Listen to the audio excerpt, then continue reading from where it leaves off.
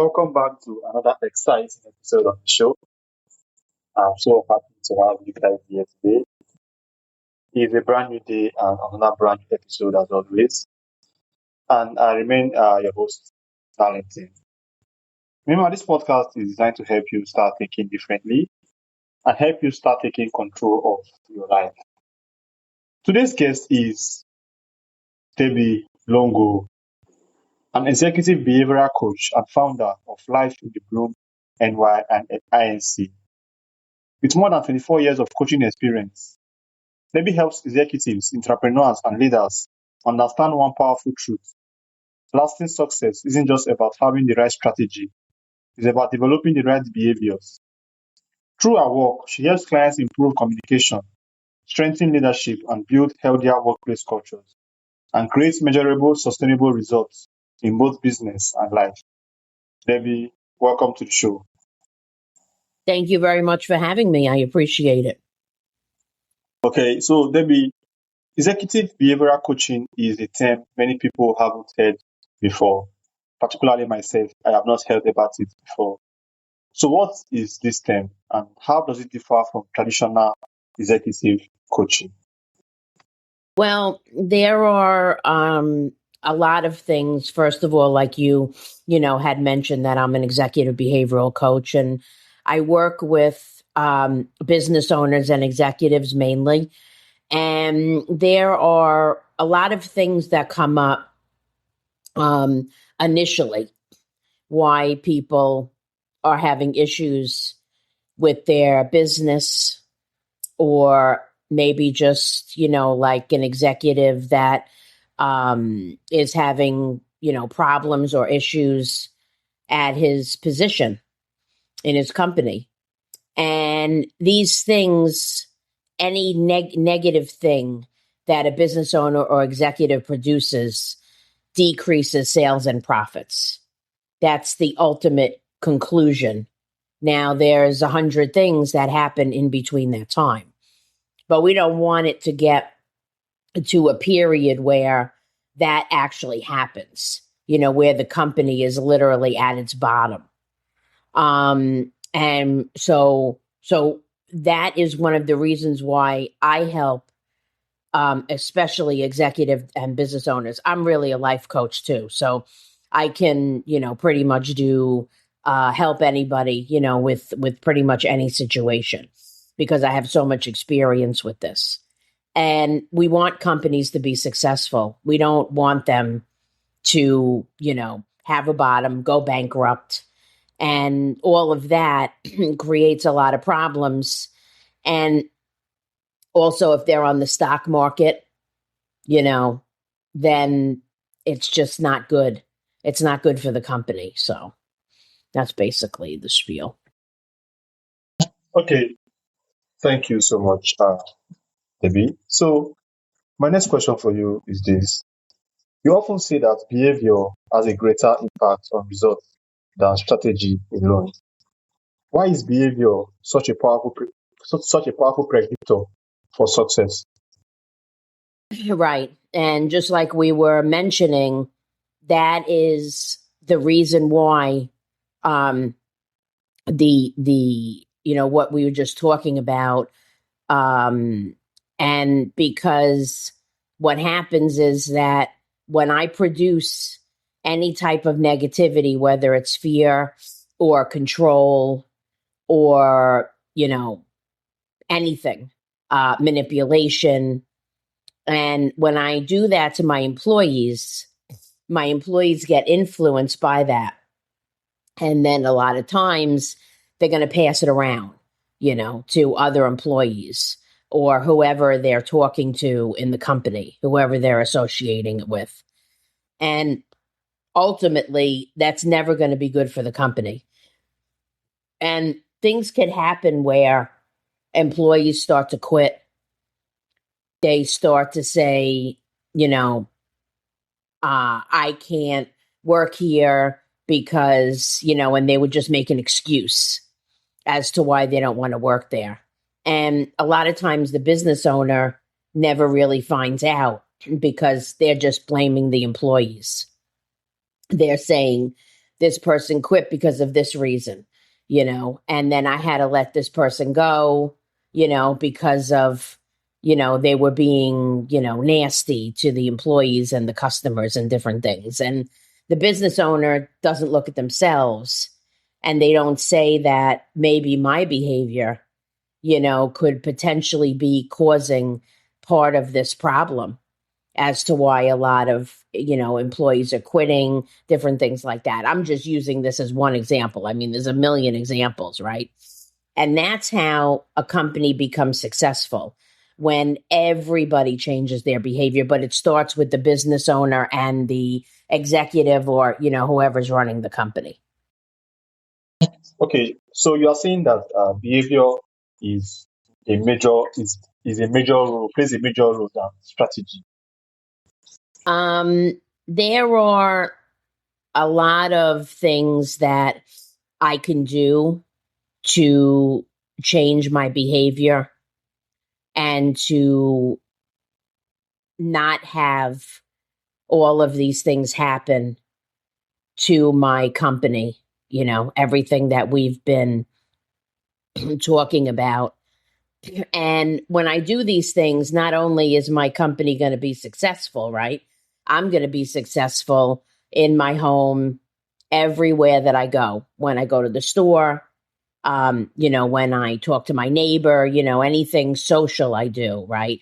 All of that gets carried over into my personal life, just because I'm changing my behavior at my job. Okay. And obviously, we want that to influence everybody else at the workplace. And, truthfully, a lot of business owners don't really see it that way. And a lot of times if I tell them these things, they just don't, they're like, whatever, they just don't believe it's going to happen. But the proof is always in the pudding, because if they say, let me just try, I don't really believe it, I'm not sure if it's going to work, but let's just try it anyway. And then they see a result. And a lot of times the result happens quickly, just a little result. And when that happens, then they could really see that it's going to work. And then they get motivated, to do more and do more and do more. But it's just a matter of having that blind faith, just a little bit, so now they can try to do better. And then not only is the company going to increase sales and profits, I mean, it's going to be like, 9 times out of 10, like top.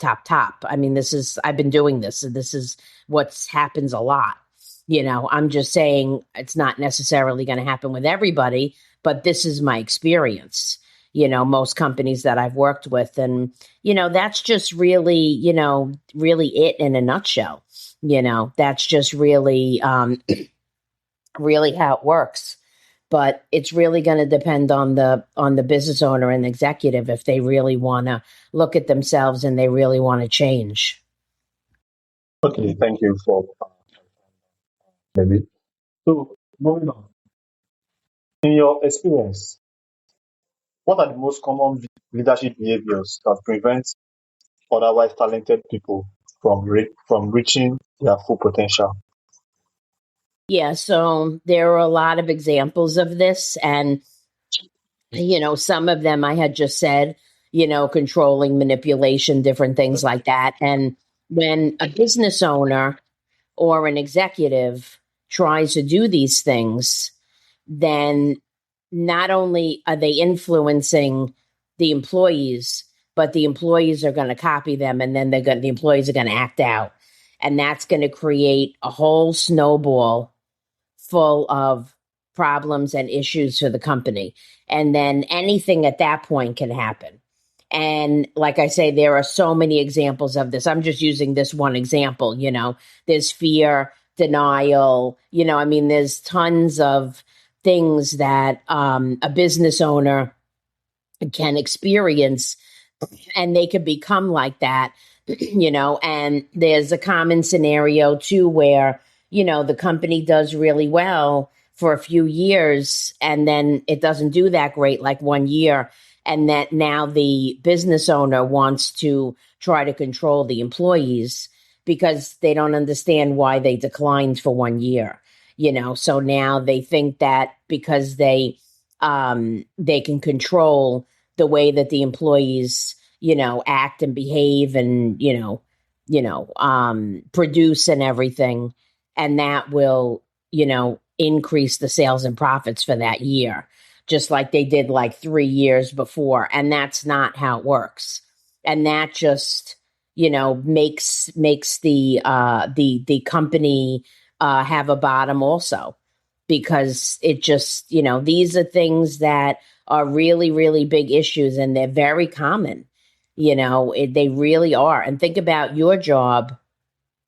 Does your boss do this, or does anybody in your company or a peer or another employee or something, do they do this, in any way, shape, or form? It doesn't have to be a big thing. It could just be a little thing or a little action, or something that somebody in your company is doing. So and not only business owner and executive is the person that really is going to be influencing, but a regular employee could think about this also, because they have other employees that they work with. They have peers that they work with, and people have all these behaviors all the time. But it's really the business owner and the executive is really the person that we're really concentrating on here. So. All right, thank you so much, Debbie. So, emotional intelligence has become one of the most talked about leadership skills. Why is it so important, and how can leaders develop emotional intelligence? Now, mute. Sorry about that. Because when I change and I'm a different person, and now the circumstances and my day and my employees and everything, now it's a completely different scenario. And now it's like, I want to make it like I'm working at a completely different company. Okay. This is not the same company that I worked at previously. And it's the exact same company with the exact same employees. But now my behavior's changed. My perception is different. And I'm a completely different person. Or nobody else is. So if I focus on myself, then that trickles down to everybody else, like we were talking about. And that's why it's so important to focus on one person. I could do the whole company, okay? But the point to that is, and I've done that before, but the point to that is, we're trying to focus mainly on one person, trying to influence everybody else. And then one person is going to carry that behavior to another person. And then, it's going to work like that. And then all of a sudden, all the employees are going to act positive, and great. And, they're going to want to go to work and stuff. And this is what can happen all from one person changing their behavior. And it might work with everybody. It might not. Some people might take a while. Some employees might not want to change. They might not want to become positive, whatever. But if I know as an employee and a business owner, if I know that, now my workplace is positive and it's a completely different workplace, then, I might want to rethink about, who stays in my company, who wants to stay positive like I do. Because if I'm changing now, what happens now, I'm going to increase sales and profits. But the people that don't want to change and they're fighting me, when I know I'm doing the right thing, then they're going to help me bring my company down. And I don't want that. And this is why we do these things. And this is the problem that a lot of companies are having now. Okay, thank you so much, Debbie. So, in terms of emotional intelligence, do you think companies, leaders, need to study their employees so that to know the type of, because I think emotional intelligence is different from for different people. For example, in a place where you are showing an employee empathy, in that same scenario, what the other employee needs is not empathy. So do you think that leaders need to study their employers to know what their employers need emotionally at a particular point in time?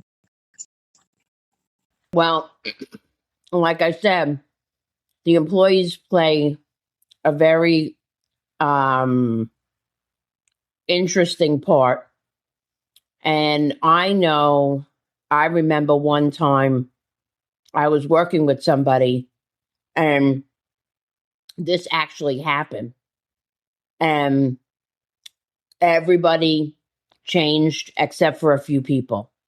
Okay. And these things, like we're talking about, like, emotional intelligence and all these different things, right?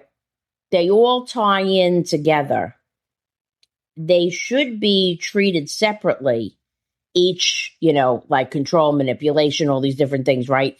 Each thing should be handled separately. But when the result comes down and I'm a different person or whatever the situation is, now they all go together, right? They all come together like a snowball, right? So a snowball starts small, and then it, gets as I roll it in the snow, it gets bigger and bigger and bigger because it just all the snow just kind of, comes together, right? However it does, right? We don't know, right? It's just the way that it is. And when things like that happen, right? Not only, we talk about increased sales and profits and all these different things, and that's fine. But not only does that happen, but then everybody's happier, right? And then I'm able to say, is this the type of business that I want? Right. And this all has to do with everything that we just talked about. Okay. Do I want to, make my business bigger, or do I want to make it different? Do I want to expand on certain products and different things that I sell or whatever? And that is enters into a whole new world of the way the business operates. And I've had experiences like this. I've worked with people like this. So all of these examples that I'm giving you are real life examples. It's not, it's not anything that are scenarios that, that I'm just dreaming up in my head, because then I work with people where their company, they made it completely different because their mindset was completely different and they just changed everything. They changed the way, they displayed their products or they sold them, or how they make them, all these different things, and that really helped the company because now they think completely differently. And when that happens, anything could happen. I mean, I have a million examples of different things like that. And these things are so important, but you don't know until you try. And that's really where the thing is. I can't tell you how it's going to work out. If you try it, it'll work out. Sometimes it'll work out a lot better than you think. You don't know.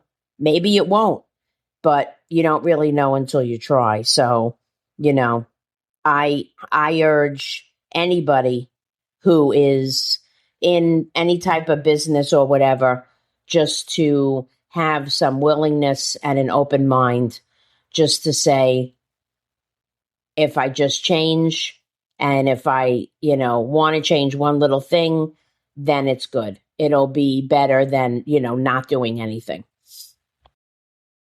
Thank you so much, David. This has been wonderful so far. And I must say that you are very knowledgeable. You know what you are doing by the way you speak and talk about them. So, when someone wants to change the way they lead, where should they begin to create sustainable change instead of relying on temporary motivation? So there's a few things that I like to suggest, and I've been suggesting this a lot because I've been guest on a lot of shows lately. Is that you could take your own inventory. Anybody could do this. So let's say an executive or a business owner wants to say, oh, I'm thinking about maybe looking into changing or, this one thing that I have, that I'm showing my employees or whatever, that maybe is not a positive thing. And maybe I want to look at that one thing. So what they would do is they would record either like on paper or their phone or whatever, everything that they did that day. And anything that they could think of, they could do it while the day's, like a work day, while the day's going on. They could do it at night, and they would write it down, and then they would look at it, and they would say, how much of this is positive, and how much is negative. And if there's a lot of negatives, and I want to be honest, then am I participating in issues that I'm having at work or my employees are having or whatever the situation is? And maybe I can really see that, or maybe I can't. But if the person's willing to do that, if they're really willing to take an inventory and really look at themselves, then they probably think that there could be a potential something's happening here. Potentially something's happening, and that's what we want. But we don't want to wait until the company's not doing great and employees start quitting and all these different things, just like all this stuff I was talking about, during the whole podcast. We don't want to wait till that. So if one little thing happens, one employee quits, so you don't understand one thing, or you're, that, you're just giving a lot of negativity, or you're being very negative with your words and your actions to your employees, just one little thing, then we can correct that one thing or two things or whatever. But if it gets to the point where, it's really bad and, it's just, you're really getting close to your bottom with your company, then it's a lot, to come back. I mean, I could do it, but, it's easier, if there's just, a few things that I can see that I need to change in my workplace. It's much easier that way. So. Okay, thank you. So, talking about the workplace cultures, how do workplace culture and everyday behaviors influence employee engagement, productivity, and ultimately the company's profitability? Right. Yeah. So like we were talking about, employees could quit. A lot of them, I'm not talking about like one or two. I'm talking about like you have 10 people, you have 10 employees, and like 8 of them quit. And they all make excuses. They just say whatever, oh, I found another job. There's another job that's closer to my home, or I can't work the hours. They'll just say anything just because they don't want to work there. And the boss thinks that, these are actually the reasons. But you have to look at, are all these employees quitting? It doesn't matter the reason. If you have 10 employees and you have 8 that quit, is there something wrong with this scenario? You can't think that it would be reality, and then you would only have 2 people there, and then you have to hire more people, and then you have to train them, and then they have to work. They have to start working. All of this costs money and time, and there's no reason for for companies to do this, for this to happen. Because, if the manager or business owner or executive says, let me see, there were 8 employees that quit out of the 10. What are the reasons? Well, there's all different reasons. Okay. So that really doesn't matter. But is there something wrong with what I'm doing? And you know what they have now? They have something called, and they've had this for a while, it's called an exit interview. And when you have an exit interview, they ask you, what's wrong? you know, is there something wrong with the boss, right? Did the boss do something? What is the reason why you're quitting? Because they don't accept that reason that you're giving, because most of the time it's not really the reason. There's another reason. They just don't want to say it. And that's the thing. And that's why those exit interviews are very important, and they're not revealed, like human resources has them or whatever, and they're not, whoever in the company gives them, right? And they're not revealed, but it's a way of analyzing, the manager or the business owner or whatever, it's a way of them analyzing, how they perform also. So these are some things that, a lot of people, a lot of executives and business owners don't realize, that they're doing this until they have somebody to tell them and explain to them, this is what's happening. And, maybe you should think about doing something different, or looking at yourself, or getting help, or getting a coach, or, something like that. And they might not see it, but all they have to do is just try just a little bit, and then they see the results right away, because I can't show them. I can't tell them what's going to happen if they change and, they do my program and everything. I can't tell them that, because I don't know the answer, right? We don't know until it actually happens, so there's a lot of things, but I think that if they can see one thing, one issue, one problem, even a small thing, and then they could try to change that and turn that into a positive. And anything like that would definitely help the business. Okay, thank you so much. So, Debbie, here is my final question for you.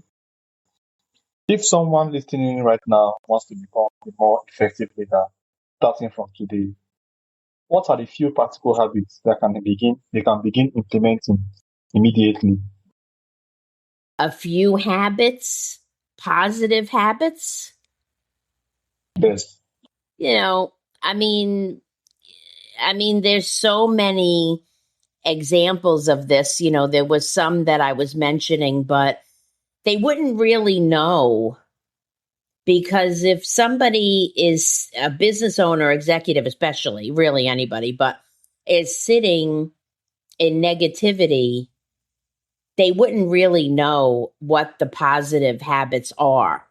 That really is going to depend on me working with them. I give them an evaluation, I give them a plan, I give them everything. And if they're really serious, I tell them, this is you telling me you want to meet goals and you have all these issues and different things. And, we do like I do like a consultation, and it's a very detailed thing. And I give them a very detailed plan, and this is all free for them.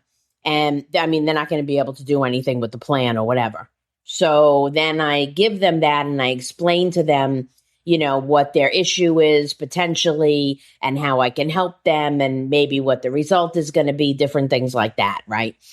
And they could see what the positive result is going to be and how they could change. But that depends on whether they want to do it or not. I've done tons of these where the person never called me again. And I don't want to, that's why I do it this way, because I don't want to mislead anybody. And, I don't want to work with somebody like that. If they're not serious and they don't see, by the time I do all of this consultation, explaining all this stuff, and it's all free, if they don't see that, then, what am I going to do? What can I do? Right? I want to work with somebody who really wants to change and, wants to say, okay, let's try, and different things like that. Right. But the positive habits are really going to depend upon what their negative habits are, and what they see, right, and what they want to change. And this is the whole thing. So negative, and then I turn that into a positive. And how do I do that? Most of the time I do the opposite. So if I'm angry, I want to be less angry, or I want to show love, or I want to have faith, that this, it's not religion, that this thing is going to work, right? That I don't have to have fear and I don't have to have negativity.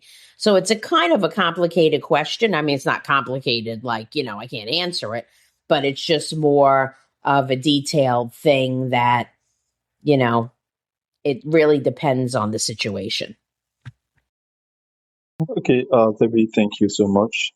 Thank you for sharing your insight on leadership, behavior, and the habits that create lasting success. The message is a great reminder that while strategies may open doors, it's our daily behaviors that determine where those doors ultimately lead. So, for those who would like to learn more about you and those who want to get like a one-on-one coaching section with you, how can they do that? Yeah, thank you. So I have a website. It's debbielongo.com, DEBBIELONGO.com. And I'll give you all the information if you want to put it in the show notes. I would appreciate that. And Okay. I have I have two podcasts. One is Behavioral Profit and the other one is Internal Shift Show. And I have a website for that. It's Grow Shows, GROSHOWS.com. So I have those two things right now. And, my main website, DebbieLongo.com. I mean, they could get in touch with me through that. And then I'm also on social media, Instagram, Facebook, different things like that, so it's not that difficult to get in touch with me. All right, Debbie, thank you so much. I also want to thank all my listeners for joining us today. You guys are the reason why we are able to do this. And thank you also much, and do have a wonderful day ahead. Thank you, Debbie. Thank you. Thank you for having me. I appreciate it.